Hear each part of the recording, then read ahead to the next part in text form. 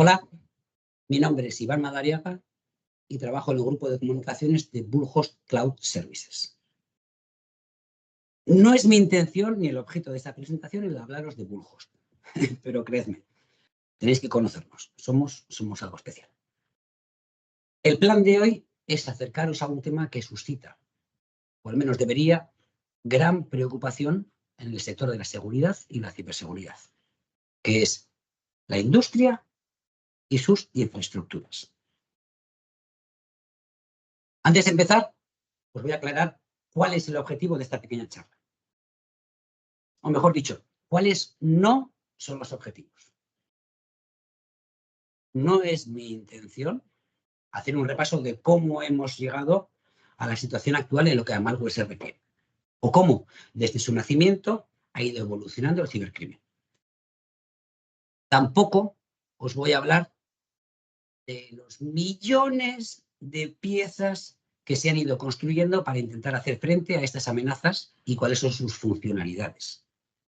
De igual manera, no está entre mis objetivos el hablaros de qué son las redes OT o por qué son tan diferentes de las redes IT. Y, aunque parezca extraño, tampoco tengo intención de empezar a asustaros con cuáles son las amenazas y los peligros a los que están sometidas las redes OT. Y, por supuesto, ya podéis olvidaros de que os cuente qué formas tenemos de protegernos contra estas amenazas tan específicas. Para seros sinceros, el objetivo de este vídeo es contaros que del 3 al 7 de junio vamos a estar en el B-Digital, que es un evento dirigido a la aplicación industrial de tecnologías digitales que tendrá lugar en el BEC de Baracaldo como parte de la Feria Bienal de Máquina Herramienta. Dicho esto, vamos a ver cuál es el índice. Os doy 15 o 20 segundos para que le echéis un ojo y empezamos.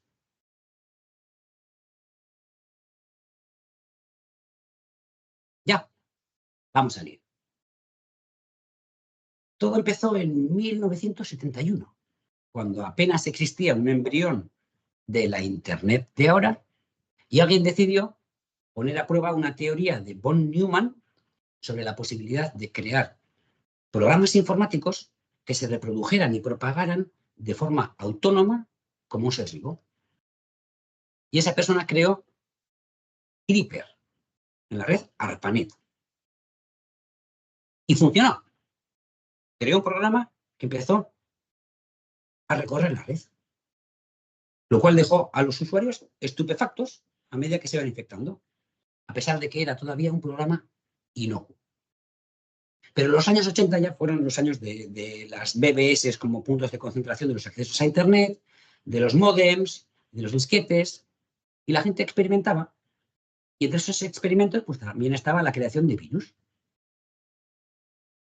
Rabbit, Viena, Ping Pong, Jerusalén, son nombres que recordamos de cuando éramos pequeños. Eran virus relativamente complejos, cuyo objetivo era, pues ya hemos dicho, la propia experimentación y, como quien dice, jugar a ser malotes.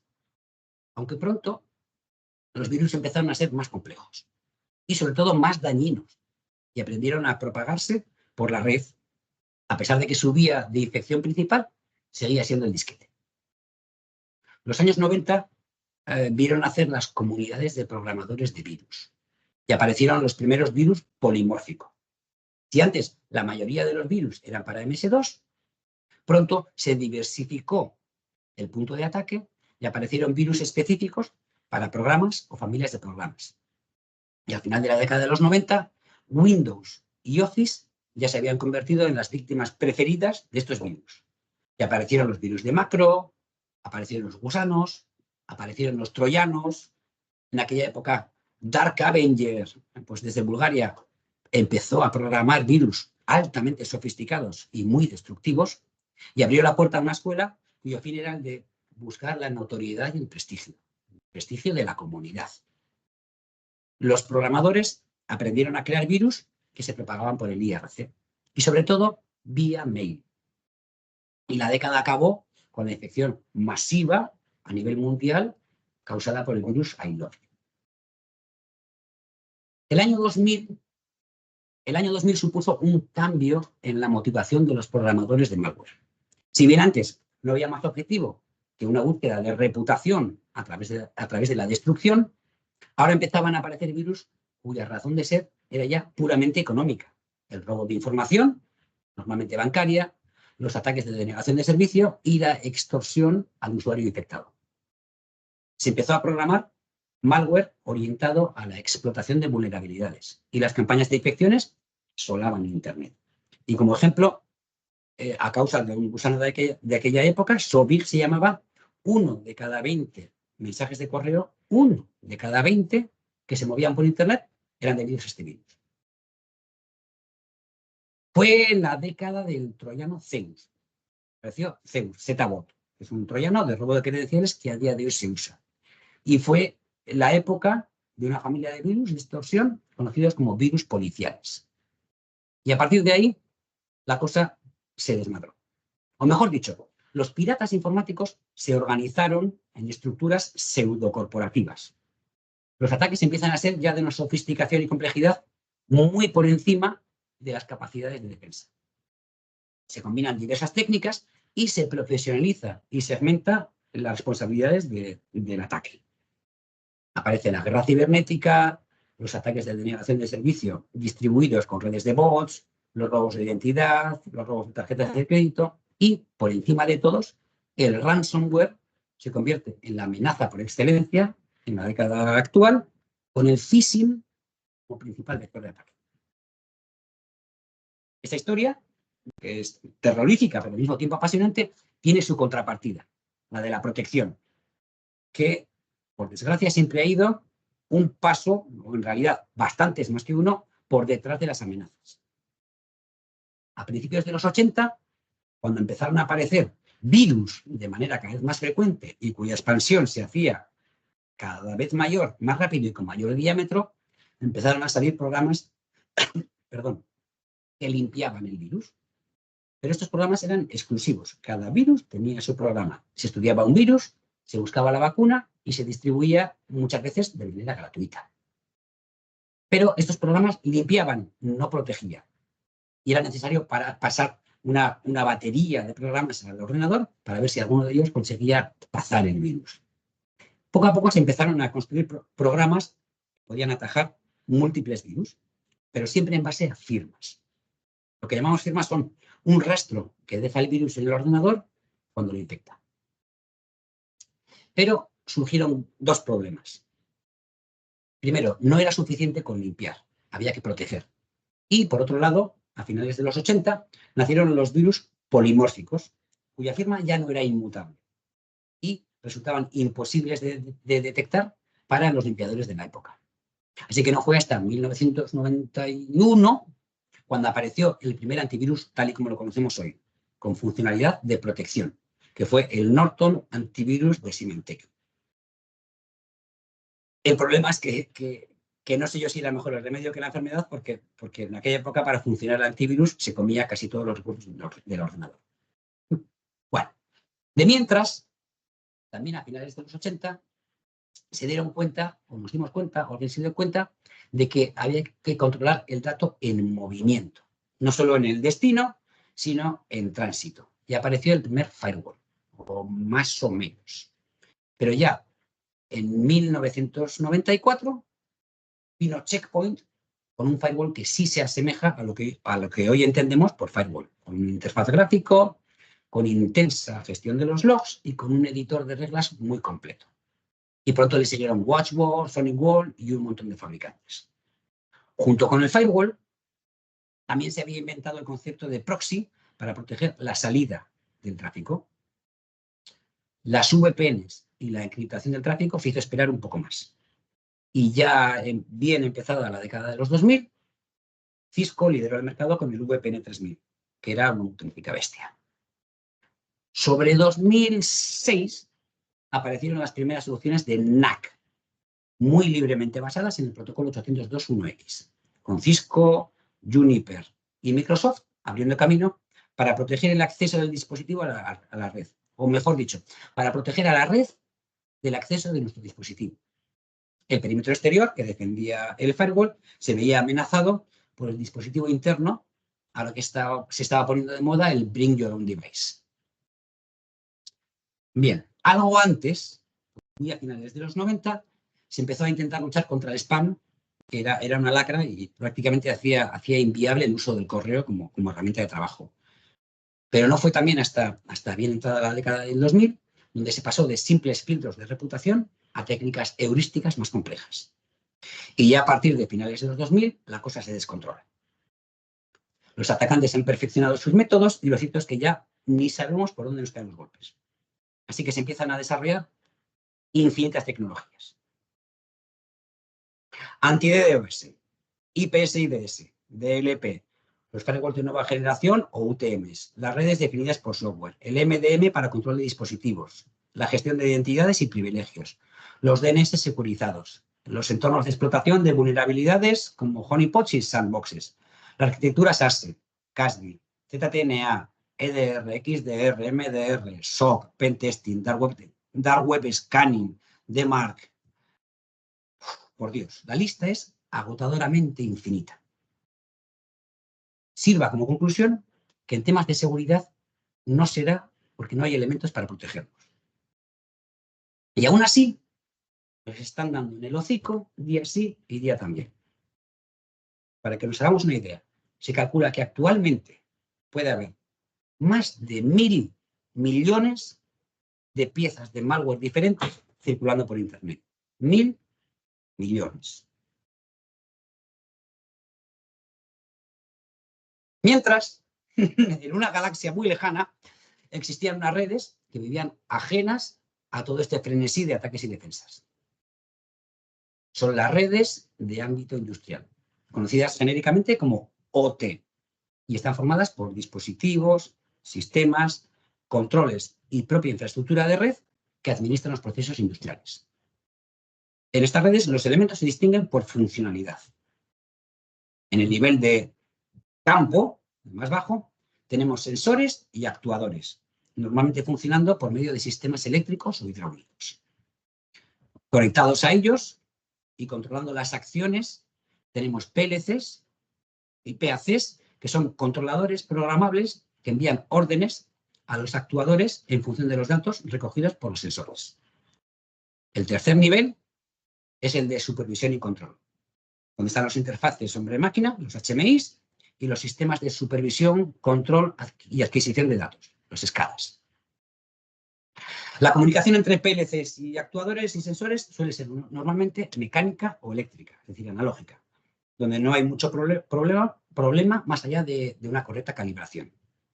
Es entre los HMIs y SCADAs y los PLCs donde tenemos un diálogo de mayor inteligencia, normalmente utilizando protocolos sencillos y muy ligeros como Profinet, Modbus, CIP, etcétera, etcétera. ¿Y qué les pasa a estas redes tan simpáticas? Pues básicamente que han vivido de espaldas a Internet desde el principio de los tiempos. Se trataban de redes aisladas, donde primaba la funcionalidad y se preveía, y no se preveía ningún problema de seguridad más allá del puro sabotaje físico.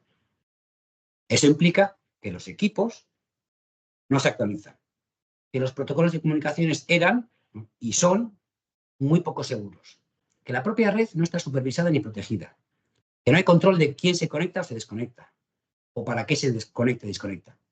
Y así pues hemos ido andando hasta que por cuestiones de gestión remota, las redes OT han empezado a meter una patita en las redes IT para contar con un acceso a Internet. Y ahí ya se ha liado parda. Porque estamos abriendo las puertas de nuestra red más crítica, la de producción, y más vulnerable, porque nunca se ha preocupado de protegerse, a un mundo donde los cibercriminales, por desgracia, mandan. Y eso es una catástrofe asegurada. Vean, este que aparece en la fotografía es Mahmoud Ahmadinejad, presidente de Irán, visitando la planta ultra secreta de enriquecimiento de uranio en 2018. Vale. A pesar de los embargos americanos y de todas las dificultades tecnológicas, Irán había sido capaz de poner en marcha su industria nuclear. En principio, para uso civil. Sin embargo, aquellas centrifugadoras pues no terminaban de enriquecer el uranio. Y los ingenieros y científicos se volvían locos y no entendían por qué no funcionaba. ¿Sabéis quién sí sabía el motivo? Los que programaron en 2005 un virus llamado Stuxnet, que estaba creado para recorrer Internet buscando unos PLCs muy concretos. Eran justo los que controlaban las centrifugadoras iraníes. ¡Qué coincidencia! Y les hacía girar a velocidades inadecuadas para así impedir el enriquecimiento del uranio. Bueno, pues imaginad la seguridad de la red OT de una planta nuclear en Irán. ¿Cómo llegó el virus hasta las centrifugadoras? Se cuenta que fue a través de un ingeniero iraní reclutado por los servicios secretos holandeses a petición de la CIA y el Mossad. Vale. Más allá de que esta historia serviría para el guión de una película de James Bond, cuando en 2010 se descubrió el virus de Stuxnet dando vueltas por Internet como una peonza borracha, pues nos dimos cuenta de que las infraestructuras OT no solo eran susceptibles de ataque, sino que en ellas convergían dos factores que nos hizo entrar en pánico. Uno, bajísimo nivel de protección, o lo que es lo mismo, altísima vulnerabilidad. Y dos, criticidad absoluta para el negocio. Fue como darse cuenta que estábamos defendiendo las cocinas y dormitorios en un fuerte y habíamos dejado desprotegida la armería. Vale, vamos a ver qué riesgos amenazan nuestra red OT. No vamos a entrar tanto en las motivaciones de quienes explotan dichas vulnerabilidades, sino en qué grietas hay. En primer lugar, tenemos equipos con sistemas operativos obsoletos y extremadamente vulnerables. ¿Cuántas veces no hemos ido de visita a una planta de producción y junto a una columna hemos visto entre máquinas enormes, robots, un PC con Windows 95 y en la pantalla la aplicación de control de alguna de esas máquinas? Imaginad que ese PC con ese sistema operativo es accesible por los ciberdelincuentes de hoy en día. Es como tirar al suelo un billete en una reunión de banqueros. Buena. Número 2. Nulo control de inventario de equipos conectados a la red. Esto, que es un problema con el que llevamos tiempo peleando en las redes IT, en las redes OT es una absoluta certeza. No hay ningún control sobre qué equipos comparten la red. Sí puede que haya un inventario sobre las máquinas que se sabe que están, los robots gigantes. Vale. Pero se desconoce completamente si esas son todas o si existen otras tantas fuera de inventario. Por otro lado, control de acceso a la red OT. ¿Quién se puede conectar a nuestra red OT? ¿Dónde? ¿Para qué? ¿Con qué grado de conectividad? ¿A qué máquinas? Cualquiera que haya paseado por una fábrica, si se fija, podrá ver algún rack como este de la foto. ¿Qué seguridad tienen esos racks? ¿Cuánto me costaría a mí dejar ahí pinchado un equipo malicioso? ¿Y las redes Wi-Fi, que se están empezando ahora a desplegar para conectar maquinaria sin cableado? ¿Quién más se conecta a esas redes? Por último, ¿sabe alguien en una red OT quién habla con quién? ¿Qué tráfico hay? ¿Si es legítimo? ¿Si está fuera de control? ¿De dónde a dónde se mueven realmente los datos? ¿Qué puertos tienen abiertas las máquinas? Vamos, que hay un sinfín de preguntas que si en una red IT no siempre es frecuente que tengan respuesta, no quiero ni contaros cómo es una red OT. Y la conclusión que sacamos después de intentar responder a estas preguntas es: madre mía, tengo un problema y gordo. Y lo cierto es que sí, que así es. La buena noticia es que existen soluciones para todos estos problemas. Y nuestra idea es explicároslas en el BIT Digital, evento sobre la digitalización industrial que se celebrará en el BEC la semana del 3 al 7 de junio como parte de la Bienal Máquina Herramienta. Nos vemos allí.